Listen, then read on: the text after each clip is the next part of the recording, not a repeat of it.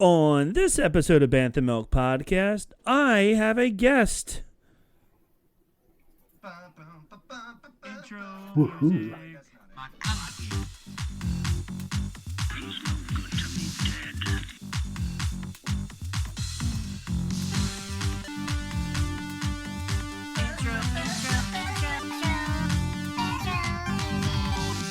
hunting is a complicated profession. Yes, it is. And I am joined this week. I have a very special guest talking about bounty hunting.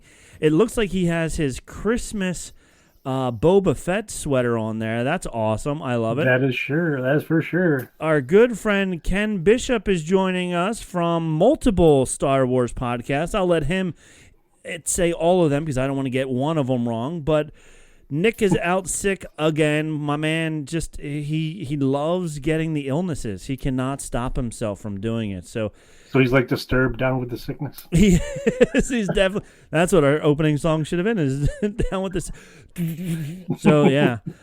So unfortunately, my man Nick is a little under the weather, but I still wanted to get out episode 6 in a timely fashion of the Skeleton Crew to us. So here's my man Ken. Go ahead and tell us, Ken, all the different places that we can find you, because I know there's more than one. Yeah, sure thing. So Wednesday nights, I'm usually on the YouTubes with Mike Hinton. We co-host the Inflatable Falcon. I have my own little show called The Rambling Star Wars Fan, and an even littler show called Bounty Hunting Across the Galaxy with Todd and Ken. Those are the three main places. And then I've like tonight, I've jumped into a couple podcasts here and there. So thanks for having me on. Happy New Year. Happy New Year to you too as well. Did you make any resolutions? Any New Year's resolutions?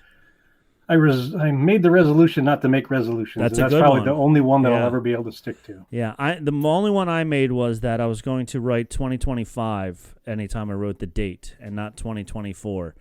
And it almost didn't come. I almost broke my New Year's resolution today by I almost wrote 2024 down, but I stopped myself. I was very proud of myself. I was like, nope, it's 2025. So there we go. Yeah, welcome. Excellent. Yeah, welcome to 2025, everybody. This is our first episode of the new year, and we're talking again about the Skeleton Crew because, in my opinion, it is top 3 new Disney Plus Star Wars shows so far, all 6 that's pretty bold. episodes. Yeah. I'm huge fan of The Mandalorian. It's still my number 1. I think Andor is up there, and then I think this would be 3 for me. I did like Ahsoka, so that would be a close 4th, but I'm going all the way up to 3 with this one. I love the writing of this one so far. What about you, Ken? What do you think of it? I definitely like it. I'm just wondering, when you said the new shows, are you talking about the other little documentaries they've done? They did a documentary on Industrial Lights and Magic, and most recently the one about John Williams and the music. So No, I'm just talking like Disney Star Wars shows, like shows. Yeah, Gotcha, like that makes sense. Book of Boba Fett and Skeleton Crew. Right? No, this is Skeleton Crew. What's the other one that came out right before this? The one about the old. The Acolyte. The Acolyte. Yeah, I wasn't a fan of the Acolyte. I didn't like I liked the concept. I didn't enjoy the writing of it. I felt it missed a lot, in my opinion. And I don't. One of the things that I think is cool about this, in comparison to the Acolyte, is it goes to show that within the Star Wars galaxy, there's so much room for different kinds of stories. Yeah. Oh, 100%. And the fact that people were saying Star Wars can't live without the Skywalkers. Well, Mandalorian, although they did have a Luke scene in it, and it was an epic Luke scene, I will add. It was the Luke that we wanted, not the Luke that we got in movie episodes 7, 8, and 9. It was the Luke the B.A. Luke Skywalker that came in and took no prisoners, Luke Skywalker. But Mandalorian did fine by itself. Andor did phenomenal, and it was also Andor completely different storytelling as well. Yep. Andor was like a war story with some Star Wars stuff thrown in there, and I feel this is very similar to it. This is a very vintage feel because they love throwing in all those 80 movies references. I'm still waiting for somebody to say, "You'll shoot your eye out, kid." I'm still waiting. I'm still waiting for someone. Maybe once they get the ship back to the planet, they'll look down at the speedometer and see how many miles they put on it and say, "We'll just put the thrust in reverse and we'll take all the miles off of it." I'm waiting for that to happen. I think we also have a chance of hearing Neil say something to the effect of, "Where we're going, we don't need roads." Yes. Oh, that would be great. That would be great if he says that. And people were arguing about Urkel saying, "Did I do that?" Jaleel White. But somebody said that he has spent his entire adulthood trying to distance himself from that TV series, which I don't. I mean, I understand you played a nerd and you were famous for being a nerd and you don't want to be a nerd. I get that. But I'm hoping that in this day and age, which I don't think people can do, but I'm hoping that at this day and age, people can separate character from people and he can enjoy what he did. I mean, we had so many different Star Wars situations where people hated the actor who played Jar Jar Binks. He was an actor, and like when he got his other role in one of the series later, and they're like, "Oh, this is his redemption arc." He didn't need a redemption arc. He did nothing wrong. Society needed the redemption arc to say, "We are sorry for being jerks to you 20 years ago when we blamed you, the actor, for Jar Jar Binks being a horrible character." But I'll put my milk crate away and get off of my my milk box now. But yeah, Andor was such a fun and different story. Skeleton Crew, another fun and different story. I mean, we saw one lightsaber so far, and they open it up backwards. So it's not like each of us would do. If we were tweens with a lightsaber, we would probably pierce our own foot. We would 100% because you don't know which way the blade comes out. Oops, the wrong way. Yep. So yeah. And I think on this show I'm going to coin a new term. Okay. So I'm going to guess you've watched videos where they display quote unquote Easter eggs. Yes. Well, for this show, I think we should start referring to them as nostalgia nuggets. I love it because there's so many little winks and nods towards other things, like you were talking about. Mm-hmm. Hoping that somebody mentions that you'll shoot your eye out. Yeah. These connections to things that we hold near and dear show up in the Star Wars galaxy. Yes. That'd be really fun. I love it. So nostalgia nuggets. I too do not like the term Easter eggs. I'm like, whatever. But so I love the fact that we'll rename them nostalgia nuggets. I'm in. Let's do it. I love it very much. But before we do that, where did it go? Hold on. I brought down some bantha milk, but I forgot to. It's in my bag. So hold on one second. Let me go get it. Sure thing. I hope you have some. If not, it's okay.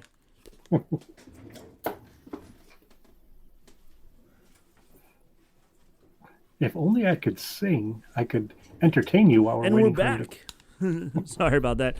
Ken was entertaining you while I was gone. Thank you, Ken. I brought down some. This is the last one that I have. I had a whole 12-pack of Evil Genius sorted packs. This one, Stacy's Mom. That's a fun name. They have fun names for their beers. Evil Genius is here in the Garden State of New Jersey. So in true Bantha Milk podcast fashion, there it is for you. Nice. This is a Citra IPA, so it's going to have a little Citra. Not bad. Would you say that has it going on? I wouldn't say it has it.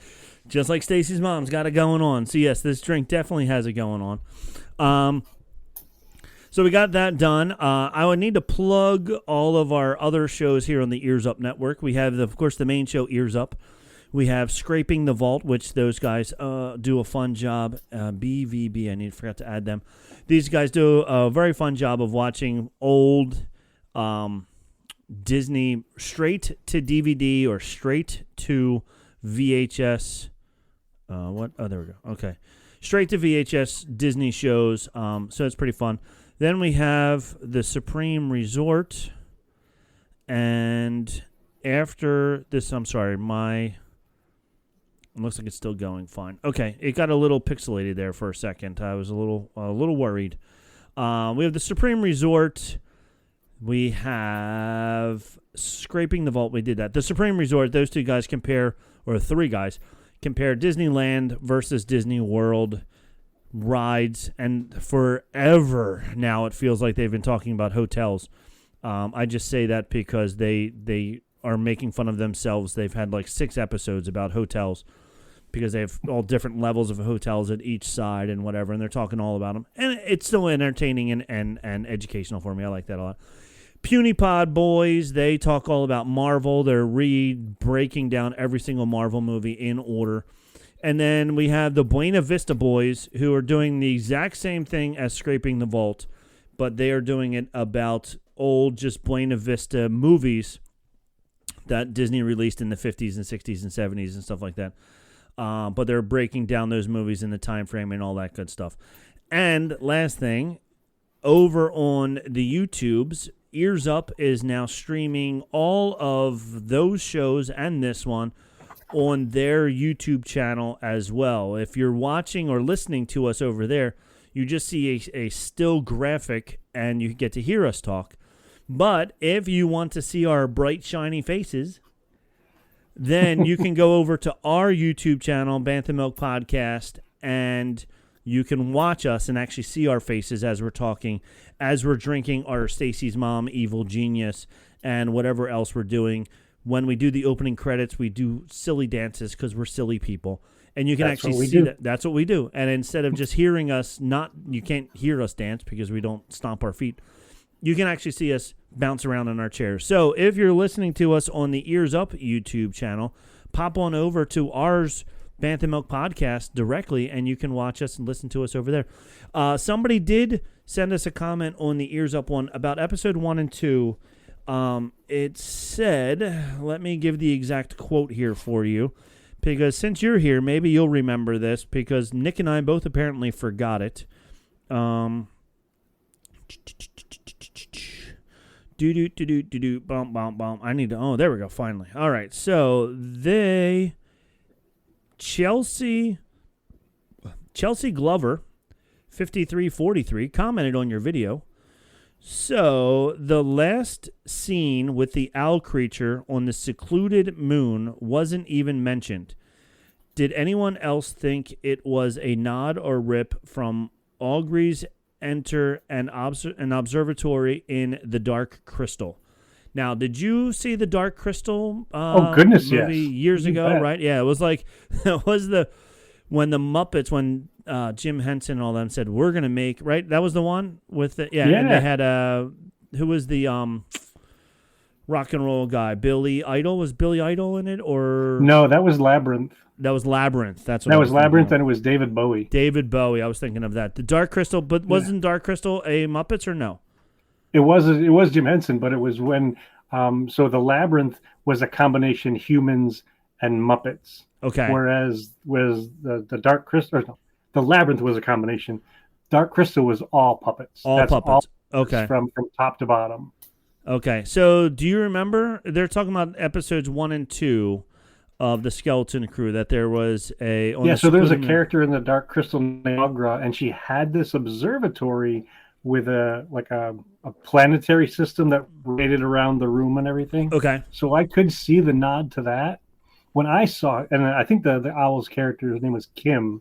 Okay. Yeah, I know what you're... I okay. thought of that, and I thought of 2 other things as well. I thought of the robot owl in, wasn't it Jason and the Argonauts? Mm-hmm. And then there was also the owl in Sword in the Stone, the Disney movie. Yes. The animated movie from way back when.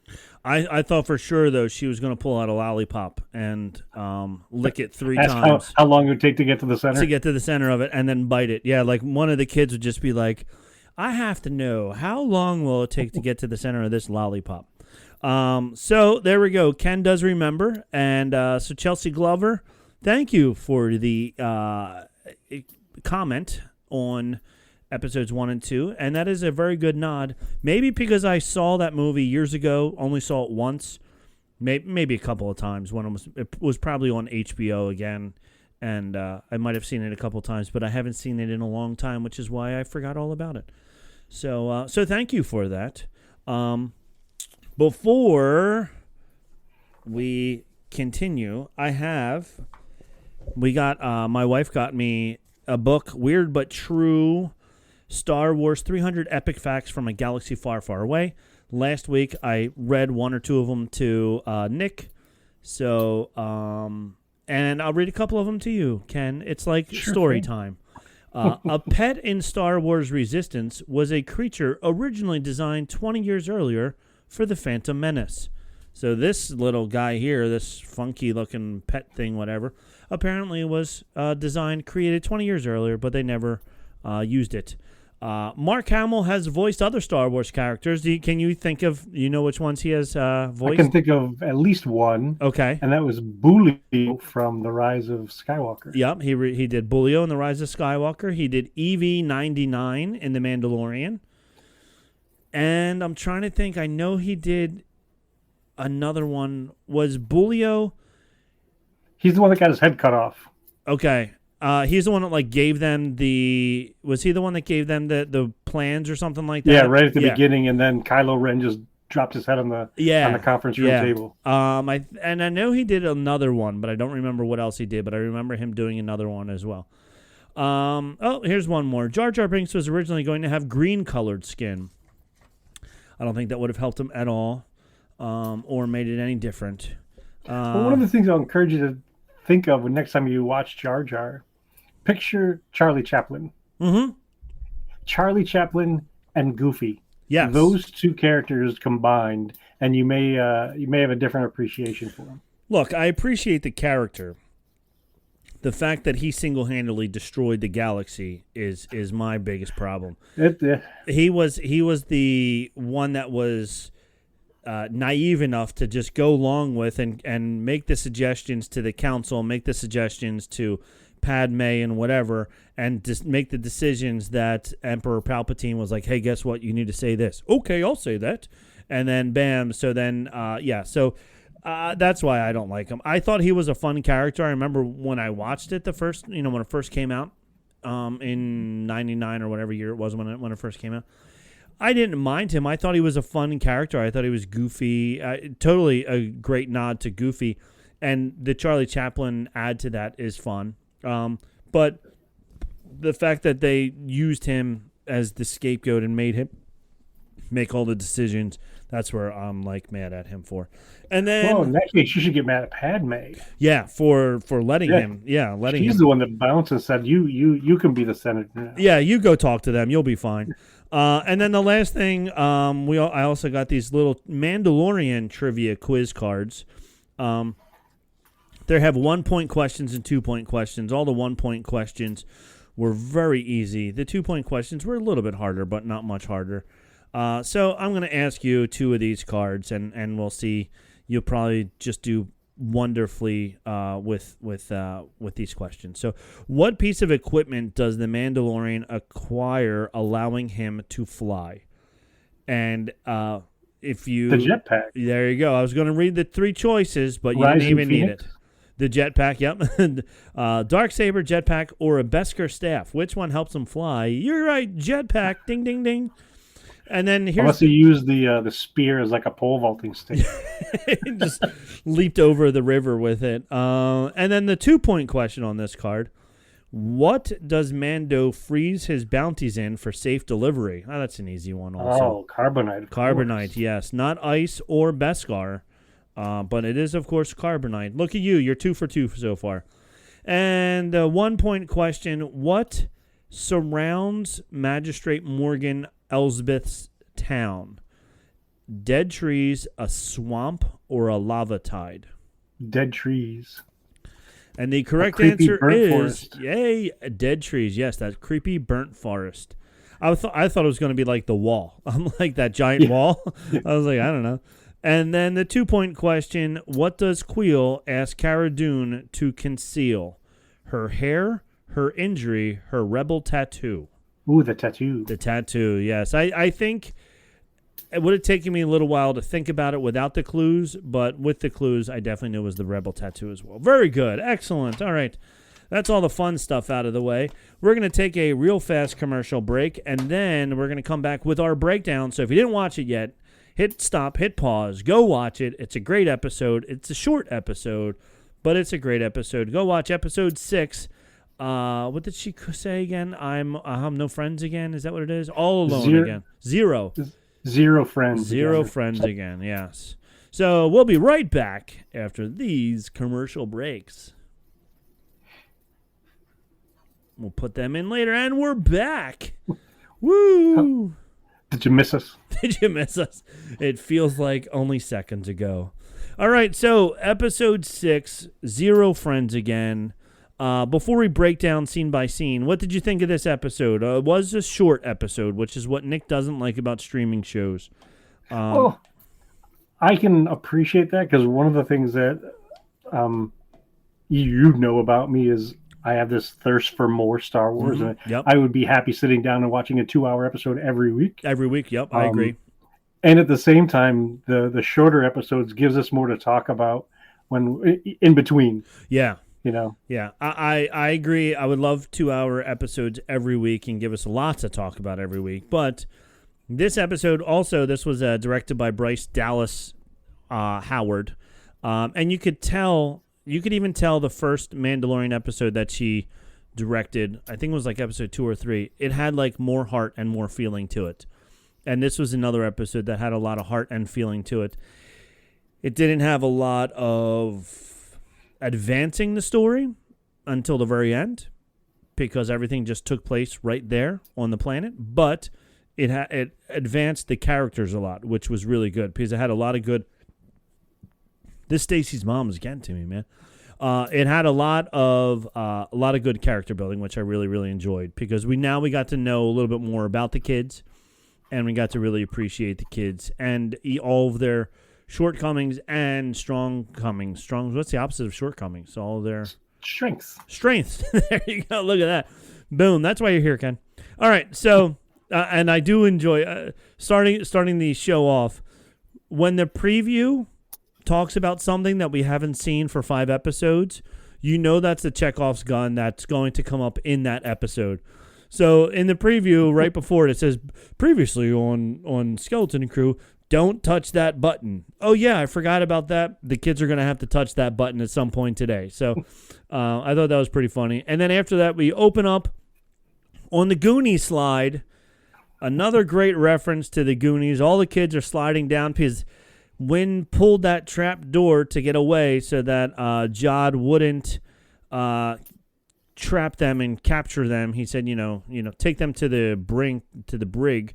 And they were like, nope. And they went down the Goonie slide. So that was a fun tribute to that, as well as what else Star Wars-wise could it be got the slide on was it Cloud City at Bespin? Yeah, the Luke Skywalker slide on Bespin as well on Cloud City. So can we forget the jungle slide and Romancing the Stone? Oh, there you go. And I'm sure our good friend Harrison Ford, when he wore his hat and his whip, he, as Indiana Jones, also went down a slide in at least one, probably 2 or 3 of the Harrison Ford Indiana Jones movies. So lots of nostalgic there. Lots of nostalgic nuggets. Is that what we're calling them? Nostalgia nuggets. There we go.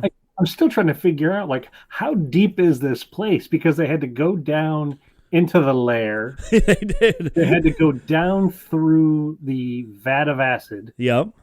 And then there's this other slide. Yeah. So I don't think the vat of acid was too deep, apparently, because he turned it back on in the last episode, and all the pirates were able to get out quickly before it filled up because we saw all of them.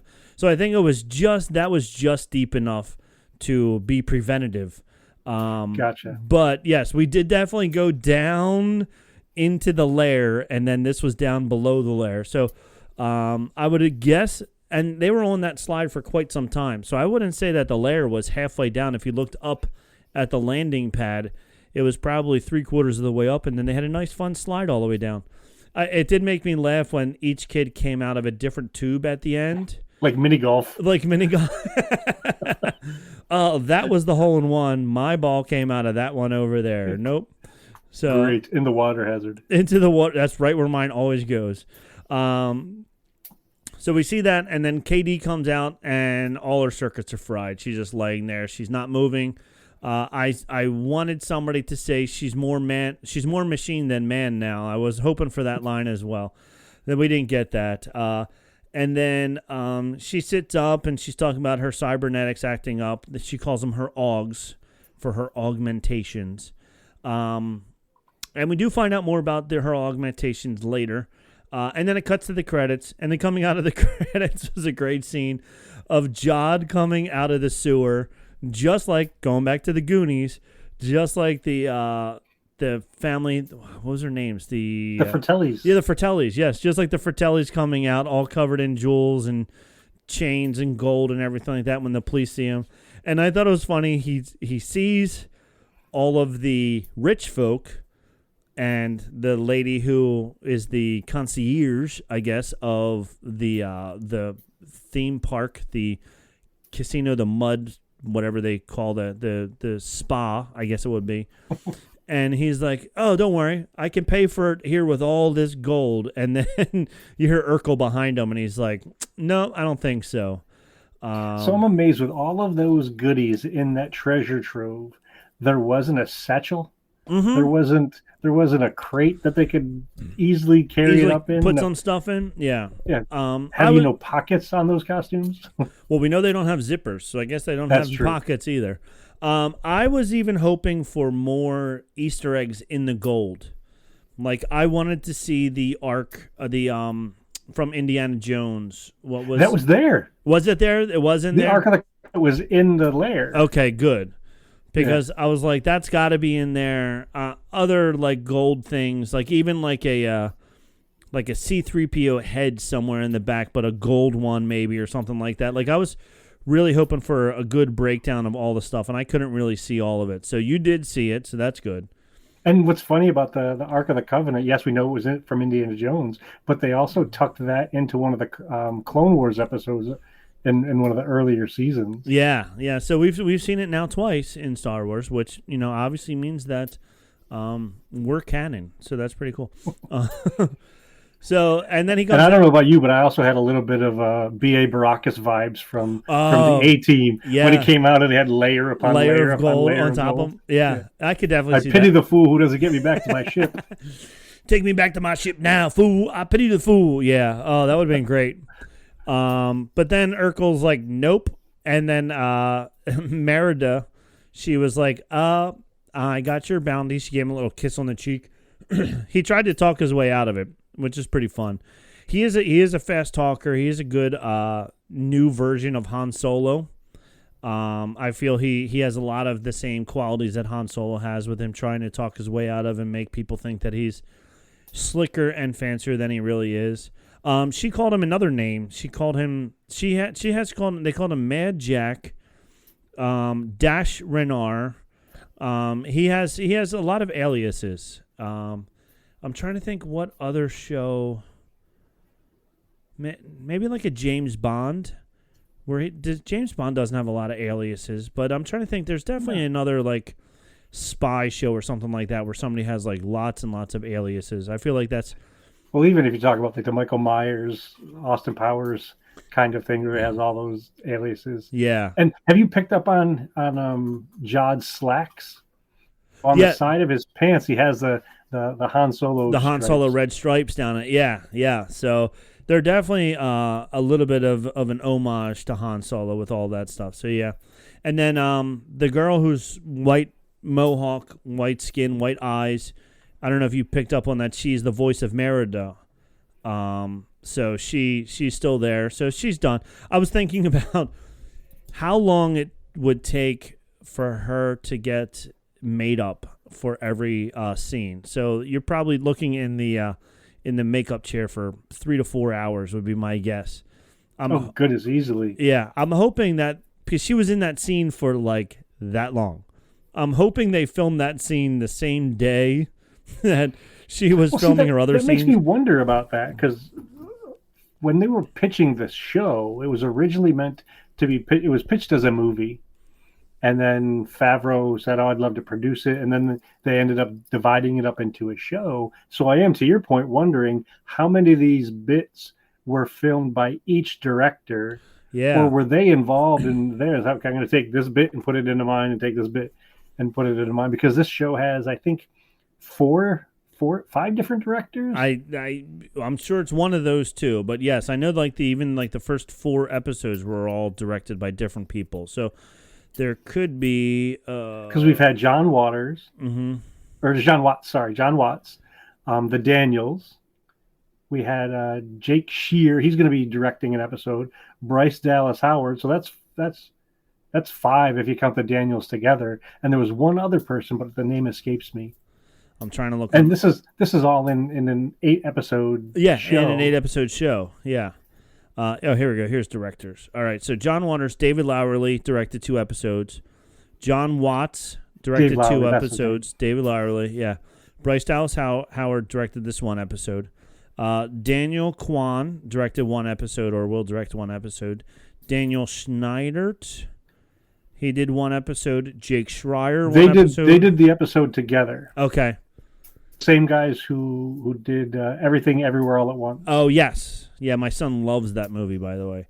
And Lee Isaac Chung directed 1 episode as well. So we have 1, 2, 3, 4, 5, 6, 7 different directors for 8 episodes. And like you said, 2 guys did 1. 2 of the guys directed 2 episodes each.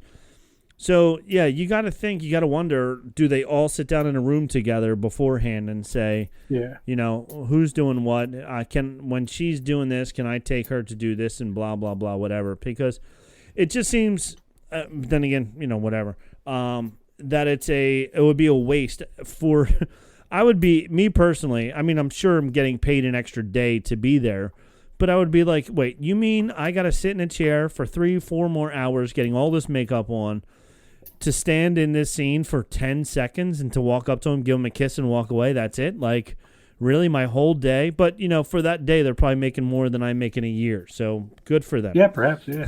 So, all right. So then he comes And I hope we get to a place, sorry for interrupting, but no. Bryce Dallas Howard, I hope we get to a place where we can finally just start saying, and this is Bryce Dallas Howard, without having to say she's the daughter of Ron Howard. She's the daughter of Ron Howard. Yes. Like I think she has done enough amazing things on her own to not need that connection to her pops. Her dad is fantastic. Don't get me wrong. I've been watching his stuff since the Happy Days and what was Opie, Andy Griffith show. Yeah. Not that I watched it when it originally came out, but I've been watching it for a really long time. But I don't think Bryce anymore needs to have the world know that she's she Ron Howard's daughter. She has definitely done enough. I mean, just the fact that she was in Jurassic Park is all you really need to know. I mean, that's it there. But yeah. So yes, we don't need to remind people who her dad is. She's good on her own. So then, as they're taking him away, X-Wings come and start attacking, and the kids were like, oh, the X-Wings? Oh, they're the good guys?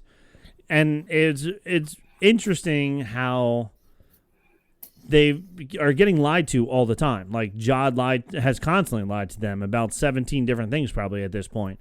So they're like, oh, wait. And it was funny, I was watching Screen Crush, and they said, sure, the police come when the rich people have a problem, which is pretty funny. I was like, which is even funnier when you think about which rich people we're talking about. Yeah, we're talking about the Hutts and the banking clan. Yeah, they're the rich people. The baddest people that there are the richest people that are there.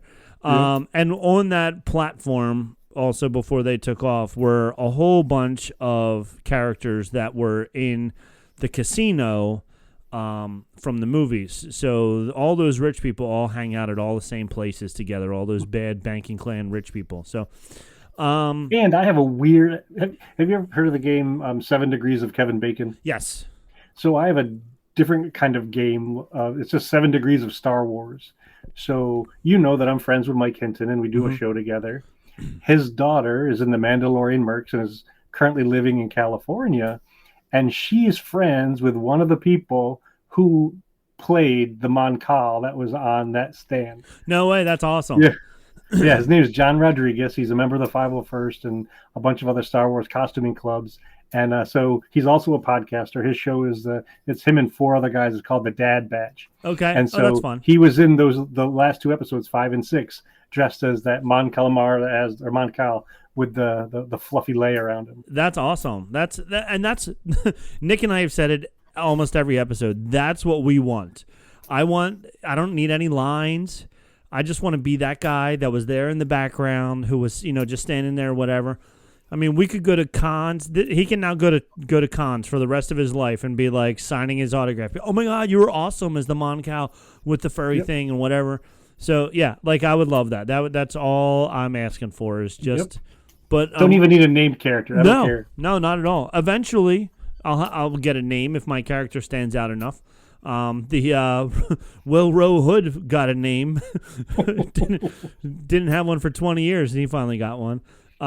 So yeah. So then so they see the X-Wing shooting down the pirates. Realize Jad lied to them.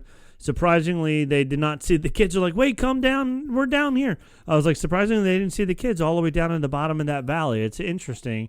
And then Katie tells the kids that her cybernetic memorize the coordinates so that she can get home. She's like, oh, it's a good thing I have these coordinates right here in my brain. And they're like, awesome, let's get to the ship, which is all the way up there. And Fern says, perfect, let's climb back to our ship. Katie says it's impossible. Fern tells Katie, this is the only way.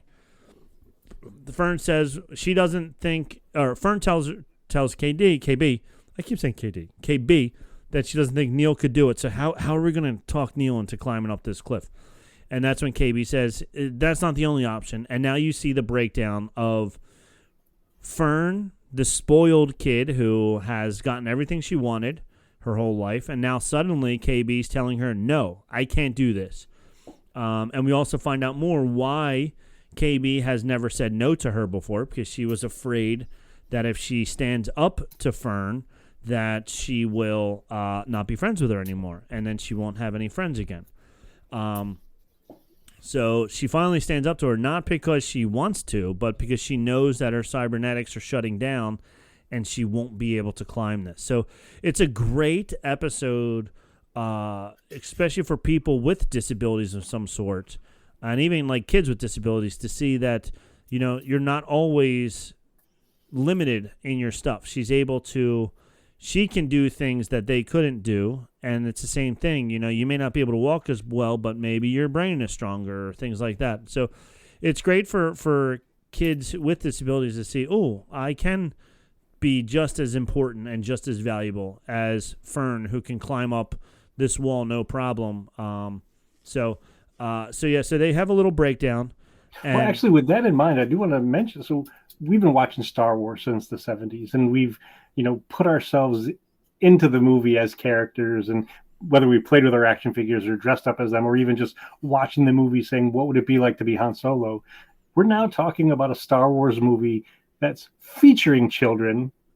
It's a much shorter leap for a 10-year-old to think about what it's like to be another 10-year-old than it is for a 10-year-old to say, I want to be like 19-year-old Luke Skywalker or 30-year-old Han Solo or whatever. Yeah, 100%. I did, and finally, we have some very good kid acting in Star Wars too, because these kids are doing a phenomenal job of acting. Even better than I feel was the directors, in my opinion, it was the directors telling the actors how to act. But the actors in The Acolyte were so just straight and boring and whatever that I didn't feel the emotion out of them. And I know they were playing Jedi, so they're supposed to be emotionless, but we've seen Jedi with emotions and things like that, and they could have directed them differently. But these kids are doing a phenomenal job of acting and really showing their emotions and their feelings and all that good stuff. So for a kid to see this, it would be great. And George Lucas said he wrote Star Wars for kids. So now it's finally for kids starring kids. So it's like you can't do that on television, but for Star Wars fans. So Katie yells at her and says it's not the only option. And then the space hermit crabs come over. They call them trash crabs. I don't know if you watch it with the closed captioning on, but they call them trash crabs. And And so to me, that's hilarious thinking way back when, because and even the toys had made up names. You had Walrus Man and Hammerhead and Prune Face. right. So now we've got King No Head, and now Trash Crabs. And now Trash so both Crabs. of those things are real in the Star Wars canon. Yeah. Oh, I can't wait to get the trash crab toys. They're going to be my favorite ones. But they were I want the fun. one with the leg has on it. Yeah, the as leg, a shell. carrying the leg around. The other one was carrying around the little droid, the little Looked like the shell of a mouse droid. mouse. Somebody droid. else had a C4 like Chopper had that dome, and there was also one that had a stormtrooper helmet. Yeah. So it was fun. Like, they say when you go down, we say go down the shore. I'm pretty sure New Jersey and Philadelphia area are the only ones that say when you go down the shore. Everybody else says, I guess, to the beach or something like that, or to the shore. I don't know. But when you go down the shore and you're walking on the boardwalk and you buy that hermit crab, and they're like, hey, they'll take over anything. So if you have a Coke can that is bigger than the shell, then they'll move into that or whatever. And that's exactly what these trash crabs did. Is they just found pieces of trash to hide in, and I think the leg was the best one. Just seeing an upside down foot just walking was pretty funny. And then Spoiled Fern says we need to climb. Wim says no, you'll get hurt. I did like Wim in this. He's like, no, you're gonna fall and break every bone in your body. No, I won't. Yes, you will. No, I won't. Yes, you will. Yeah, that was probably the equivalent of you'll shoot your eye out. That was as close as I think we're going to get. You'll fall down and break every bone in your body. Every bone in your body. And then they should have kicked her down the slide longer like Santa did to you'll shoot your eye out. And then Neil, the total pacifist, comes in and is like, stop fighting. Why does everybody have to fight? Everywhere he goes, he's stopping people from fighting. He stopped where he tried to talk to the girl on the last planet at... wasn't Akron? Akron, yeah, on at Akron, saying, well, can't you just stop fighting? Like, so he's going to be a good pacifist as he gets older. So they don't. Wim wants to follow the crabs because, of course, crabs can talk. So they have to be intelligent, and they're going to show him the way home. And then Fern wants to climb because the ship is right there. Katie says she's with Wim. Neil says, "Oh, I guess we should take two different paths. That's fine." And then the neat thing was, I thought Smee SM33. I thought he was stop motion, but there was an article on StarWars.com about how he's like a giant marionette. Did you read this article or did you see this? Yeah, he's a rod puppet, just like C-3PO was in the Phantom Menace. Yeah, so it's pretty cool. So I thought he was stop motion, but these crabs are stop motion. Even Big Mama Crab is all done using stop motion. So I'm happy that they did get some stop motion into this because that is one of my favorite forms of cartooning and animation. Speaking of StarWars.com, did you see the little video that they put out about that giant trash crab? Yeah, how they were making it. I love when you see the behind the scenes in sped up fashion, but you see the guy moving it around. Time lapse. The time lapse, yeah.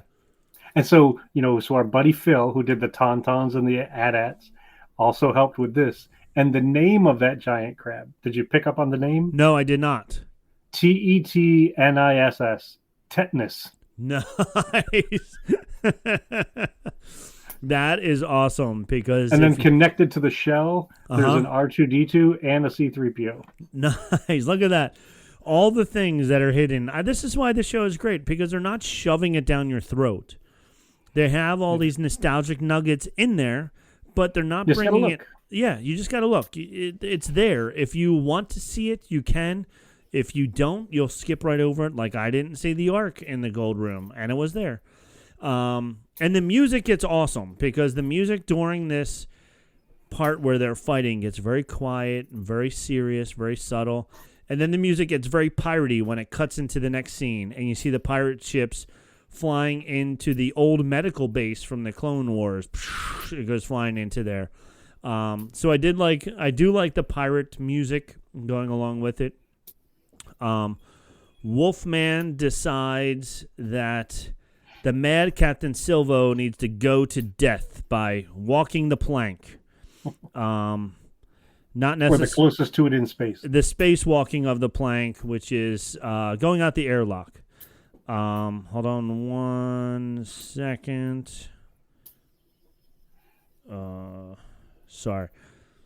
Right in the middle of the show. My daughter's at work and she needs to get picked up, and I can't. So I told her to text her brother or mother. One of them will pick them up. All right, back to Star Wars. So he says, you got to go out the airlock, and right before that, the lady's name is Dale Souls, and her character name is Chalet, Chaelt. I'm not very good with whatever. So Shallot? Shallot. Shillelagh? Maybe, yeah. Is there a silent 7 in there somewhere? There's a silent 7 and 2 backwards E's in there. Yeah. It reminds them of the pirate code. And I love the fact, and this goes with all pirates. You think of pirates and they're just these bad people that just, rob ships and blah, blah, blah, whatever. But they have their own pirate code. And I love that she's like, she reminds them of the pirate code, and that he needs his equal time. He needs to defend himself. And I want to know, who wrote this down? Because to me, the pirate code is like when you were kids playing freeze tag or hide and seek, and you would just nope, safety. Safety, yeah. This fire hydrant, because I touched it, it's safe. You can't get me because I'm touching this fire hydrant. Right. Who writes down all these rules? And the other part that's really why does everybody agree to follow them? We're in the middle of getting ready to get rid of this guy. Yeah. We're going to give him death by oh no, he has to have a time to talk. Okay, and we're like, all right, fine, we'll give him this time. The Pirates Code, yeah, Pirates Code, yeah, Pirates Code. The Pirates Code is there. We have to do that. Yeah, that's what happened. So we'll let him talk. So and they even have the little hourglass there, because somebody wrote down you get one half of the hourglass to talk. Yeah, and instead of it being a sand hourglass, since it's in outer space and since it's Star Wars, it's a plasma hourglass. So you got this plasma goo going down instead of sand going down. But yeah, and Dale Souls was also in Orange is the New Black, and she was one of the voices in Lightyear, but I don't know which one she was. I don't remember. I watched the movie once. I enjoyed it, but it wasn't enough that I had to keep watching it, so I don't know who she was in there. But anyway. Was she in Ragnarok too, or no? It didn't say in IMDb. That didn't pop out to me, but she could have been. Okay, so then he has the right to the last appeal, and equal time begins. And I wrote down, he's a good politician. So he's talking about everybody, how hungry everybody is. We need more. Credits are scarce. What if we had enough? And then this was great. Imagine, Glurb, you could have your own glow weave farm that you've always wanted. And not just a little farm. You could have the entire ocean. And he's like, yeah, I want that. So it's great that we learned that he is he wants to be a farmer. He wants to get out of the pirate craft and become a farmer. And I agree. Yeah, Go for it. I'm just doing this for the money so I can get my I'm not a pirate because I want to hurt anyone. No, I want to start a farm. I want to start a farm. And I heard the easiest way to make a lot of money is to become a pirate. So there we go. Good buddy Glurb. Glurb, a good old Glurb. I want to meet him at a con. So then Jod shows him the Old Republic credits that he has, and he says he knows where he makes them because he heard it from Tac Renar. And they're like, and then real quickly, Wolfman goes, Tac Renar's dead. And then he starts singing the old pirate shanty. For at Atten he did plunder. And it was like, everybody was all on board then. Let's go. Who doesn't get behind a good song? Right? Exactly. If you're ever How many in times trouble, have you broken out into Sweet Caroline? Yeah. Or Born in the USA. Yeah. You can get out of any problem just by getting people to sing along with you. Bad Medicine. Bad Medicine, yeah. In New Jersey, just about any Bon Jovi song will get you out of a fight. Yeah, it's pretty easy. So then he says, Brutus will make a great first mate. Stick with me and I'll give you the whole galaxy. I was like, okay. And everybody's like, yeah. And then Brutus was like, all right, but if we get there and there's no gold, out the door you go. So here's a question for you. You may not have an answer, but I want to ask it anyway. How much money did Wim have in his sock? I know, right? Because when his dad put it on the table, I don't remember. It was like 8 pieces on the table. Yeah. And supposedly Captain Silvo used some of it to buy the Eopies back. Right. He gave some of it to the concierge. He gave a lot of it to the concierge. And now he still has. He threw a piece. He threw into one the acid pool, threw one into the acid pool. and he still had this one to Like, where's he hiding? Did he get some of them from the treasure? Like, it didn't seem like it was endless credits. Yeah, I don't know if he got any out of the treasure room because he was wearing all the gold chains. I wouldn't think, you know, but we did see him at one point rummaging through when he was in babysitter mode. We did see him rummaging through all the kids' stuff. So maybe the other kids had some credits for lunch money also. I don't know. I think it's the old revolver, the old 6-shooter in westerns that never runs out of bullets. Oh, gotcha. Yeah. Yeah, like the 6-shooter that shoots 60 shots. 60 shots. Yeah, I think his eight credits last 900 times. Yeah. So then, I totally skipped over in the very beginning when John comes out of the thing and he says 33 attack him, and they shoot him before he even gets out of the hole. That was great because it was like, I hope the pirates took him. Yeah, hope they didn't leave him on. I'm sure. On Beluga or whatever it was. What's the actor's name who plays him? Who's doing the voice of him? Nick Frost. Yeah, I'm sure Nick Frost is in all 8 episodes. So I don't think we're gonna miss out on that too much. Since he's the second biggest name in the show, I'm pretty sure he's gonna be somewhere, and we're gonna see him again in the next episode. Jod's probably going to use him to escape from when they get to wherever. But yeah, I have a feeling we're going to see him again. The kids see the droid face and wonder how 33 is doing, which I thought was pretty cute. They're like, "Oh, I wonder how 33 is doing right now." Okay. Then KD starts to shut down and needs help. She opens up to Wim about how she will not have any friends again, and it was cute. He says, "Oh, this was good directing and editing because just when you get into one part where it starts to get more sincere, we cut to the other two and we see what they're doing real fast, and then we cut back to the first two, and then we cut back to the other two again, and we see how both groups are having their own trauma and trouble and how both groups have to work through it at the same time. Neil and Fern are climbing the wall. She's like, just keep going. And he's like, I can't. And he explains to her, no, not everybody can do things the way you can. Spider legs. Yeah, with your spider legs. There was a lot of really good lines in this episode. And then Fern, she realizes that she has to, as a leader, she can't just take care of the best person in the group. She has to take care of the slowest and the worst person in the group. So then we cut back to that. To Wim, he's finding the servo that he needs to take out to help KD. They have a great heart-to-heart about how Fern doesn't think about others.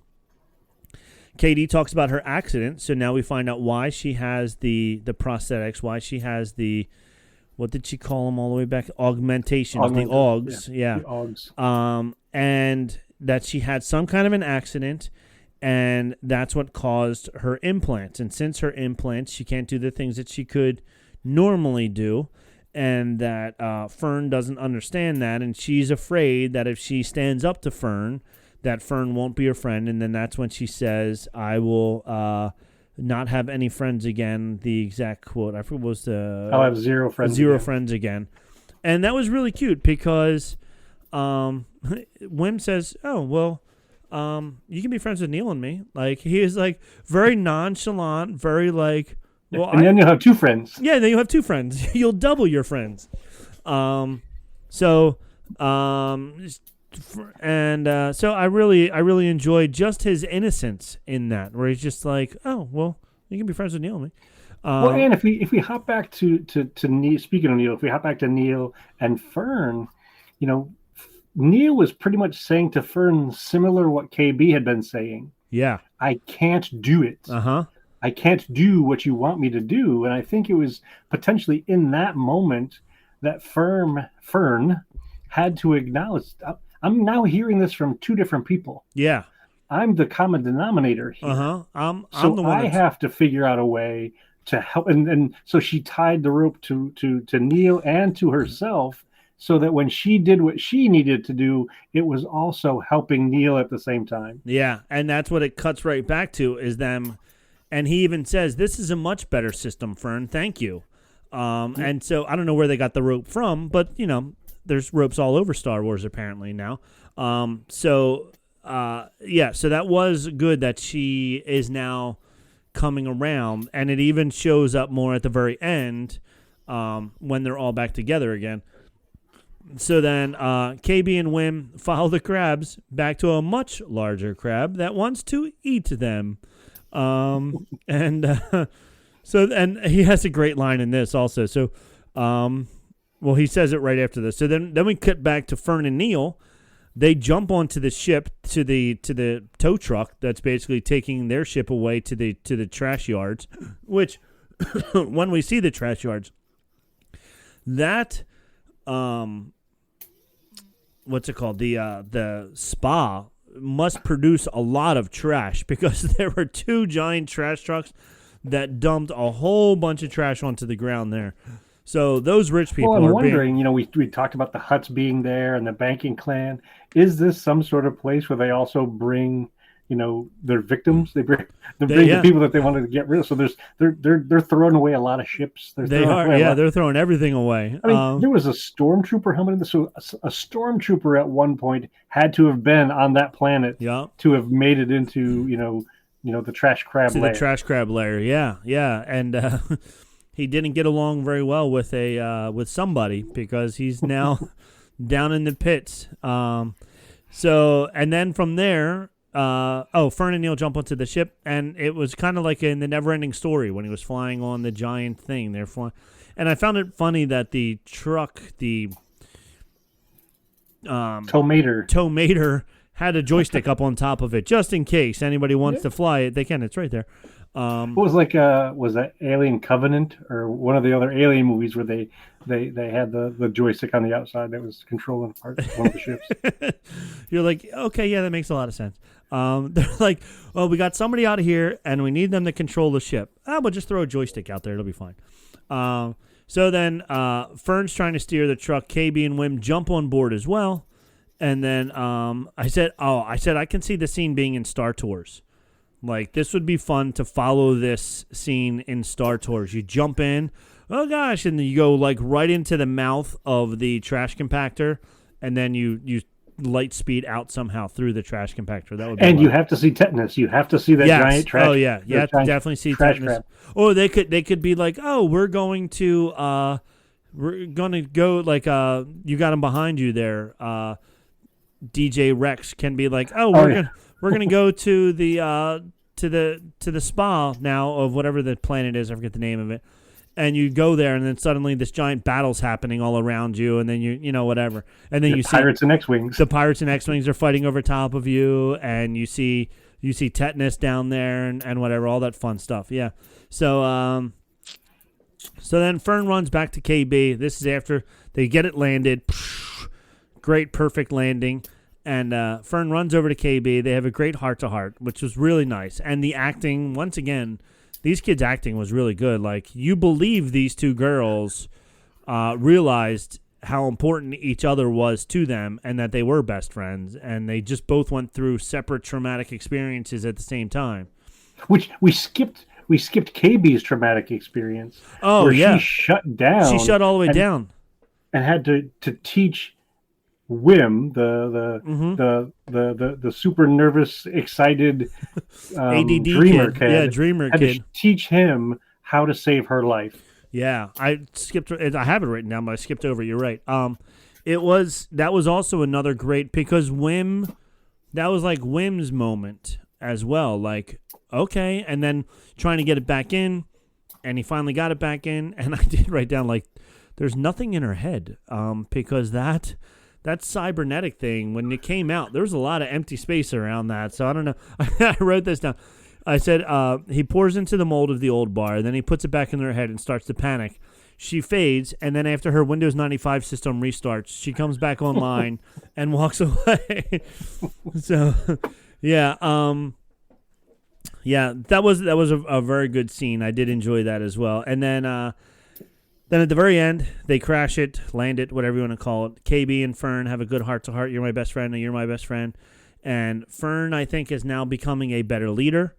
And then they hear something. They look up over the hill, and they see this giant walking trash incinerator coming to gobble up their ship, i.e., Toy Story. I mean, that Toy Story 3, when they're falling down and holding hands with each other, like, there wasn't a dry eye in the theater. I can tell you that right now. And this was great also for KB. This was her big shining moment as well, when they're like, I wish we knew how to start this thing. And KB's like, I think I saw him do it once. I think it goes something like this. Boop, boop, boop, boop, boop, boop. And she's, how many buttons do you have to push to start that ship? All the buttons in a very specific order. Holy It's like trying to play Simon on the extreme level. Yes. Holy cow. There's buttons in front of her. There were buttons above her. And then even after all that, the engines still weren't starting, and she had to go jump them in the back, which was fun because then Neil was like, who's going to fly it? Well, of course you are, Neil, because you did that before. So they do all that. KB's flying. She's trying to start the engines, and they realize they're still not getting away. So then Wim goes up and tries to do his best Luke Skywalker. He gets into the cannons and starts firing away on it, but the thing is too monstrous, and he's like, it's not doing anything. Invincible. It's too invincible. That's right. And they can't take off because they're stuck. They finally get the jets running. Now, I don't know if you noticed. I also went back to episode 1 just to make sure that I saw this right. But the engines, the entire show, all 6 episodes so far, were firing. They were red. And then at the very end, when they blew off the hull, they went from red to blue engines as well. The flames changed colors. And now the flames coming out were blue as opposed to red, which I'm sure has some color symbolism in there as well. But they pushed the button that no one was told they were ever allowed to hit. Don't touch this button ever, except for now. Which is like Men in Black, which is like The Last Starfighter. So many of those movies where it's like, yeah, don't push that button. Why do I have this button? Why do I have a button that I'm not supposed to push ever? But maybe for this time right now. Here we go. Boom. So they pushed it, and it shedded the hull like a snake or a reptile shedding its skin. It was a neat scene. I did enjoy it. I also enjoyed how now the ship coming out of the hull was so nice and slick and smooth and shiny because all the... I'm sure you noticed it in the previous episodes and stuff. Like, whenever that ship... When it was just floating there in space, there was just a cloud of dust like Pigpen all around it. Yeah. And when it landed at the spa, like, parts fell off of it. And it was like, you could tell this thing was old, beat up, relic from hundreds of years. The ship could have been from hundreds of years ago. Because I'm also wondering, too, considering that it was owned by pirates, did they just keep adding on stuff? Do you ever see the Robot Chicken episode where they were making fun of Vader's force choke? Okay, so yeah. It doesn't really kill anybody, but we put on a costume and and another person just yeah. So just keep adding all of this stuff Yep. before you recognize the ship anymore. Yeah, and I think that's what they were doing. Every time they got a little bit of money, they added more protection here or there, or once they captured another ship, they took something else and put it on there. Kind of like the Millennium Falcon, which has been, updated and changed, and so many different things have been put on top of it to make it that if you take one system out now, the whole thing falls apart because they're so intertwined and so many patches on patches on patches. But yeah, so they hit the button that you were told in episode 2 to never touch. And it sheds the skin. They come out. The jets change color to blue. They fly away. And KD now is going to put in the coordinates so that they can get home. And very happy ending. The end. That's the end of the series. Nope. There's 2 more episodes to go, which is good. Because now we're going to see what really happens when everybody gets to At Addin. I'm pretty excited about it. Even though this episode was short, it had a lot of great storytelling in it, great heartfelt storytelling. You really get to, the kids bonded together better, which I knew in the beginning, like they were so different in the beginning that you knew that they had to have this moment when they all, were able to get together. Now it'll be interesting if they beat the pirates to the planet or if the pirates beat them there. Like, what will be the conflict? They get home, they tell them, "Mom, pirates are coming." "Oh, stop it. We're just happy that you're here. Go to your room because you're grounded now." "But no, Mom, there's pirates." Shh, just, like what's going to happen when they get back to Aden is what's going to be interesting to see what happens. So here's my question for you. Yes. Who is the supervisor? That's a great question. I think, and if you look at the pirate that's in the hologram, Tad, whatever his name was. Renard. Tad Renard, yes. He looks, if you look at the elbow, it's the same elbow joint that 33 has. So it could be, Screen Crush said that what he thinks they did is whoever Tad Renard is, he told 33 that he was actually the captain. And by 33 being the captain, nobody was going to challenge him for the captainship because who's going to challenge that robot that can just power punch you into the next galaxy? So he thinks that's who it is, who Tad Renard is. And other people think that Tad Renard is the supervisor at Aden. Like, he did get there, and he realized, oh, I can stay here and make all this money. Other people think that it is a robot himself, or there is no robot. It's just like the computer is now running everything, kind of like Hal from 2001. Gotcha. So and nobody looks behind the curtain. And nobody's looking behind the curtain like in Oz. The Wizard of Oz is just a little midget guy. So, yeah, I don't know. I think it's definitely got to be a robot at this point because all of the robots, the one-eyed robots, are the ones that are basically keeping the peace and keeping everybody in line, and everybody's afraid of them.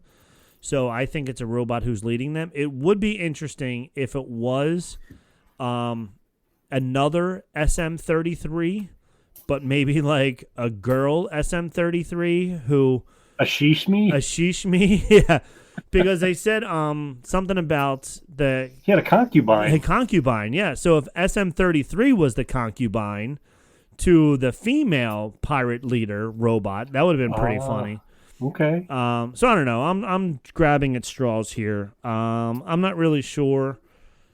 There's definitely something bad going on that planet, and we're gonna find that out because we've already seen that the people are afraid of the supervisor. Nobody wants to, and we haven't seen after they tried to plug their USB drive in. We haven't seen anything in this past episode about the parents and what's going on the planet. So, and there's only one portion that we haven't seen that was in the trailer. We haven't seen the parents' hologram message. I thought in the trailer there was a message from the parents saying, be safe or whatever. Okay. And I don't think we've seen that in the show yet. Yeah. Yeah. So if that's, because we haven't seen that. So that would be interesting if that should, and maybe they're saying that to the rest of the planet, not necessarily to the kids. Oh, good point. I didn't think of that either. Yeah. Here's another wild question. Yes. Do you think it's possible that these kids and or these pirates could somehow meet up with the Mandalorian and Grogu? Could those two worlds collide? Because Vane was one of Gorian Shard's pirates, and he flipped out, left Navarro, and joined up with Brutus and Silvo. I think it would. I don't think we need to see that happen. I think if we do see that happen, it would be like season 2 or season 3. Okay. I hope we don't see that happen now. Just like with the Mandalorian, I was really hoping that we would never see a Skywalker or any buddy from the rest of that we already knew type of thing. Like Skywalkers mostly, or like any, stuff like that. Like, they didn't need that. We didn't need to see Luke. When he came, it was awesome, and it worked out perfectly because Grogu was trying to find, a teacher, a Jedi Master. So that was fine. But we didn't need anybody like that to come and save the day until Grogu needed a Jedi Master. Gotcha. So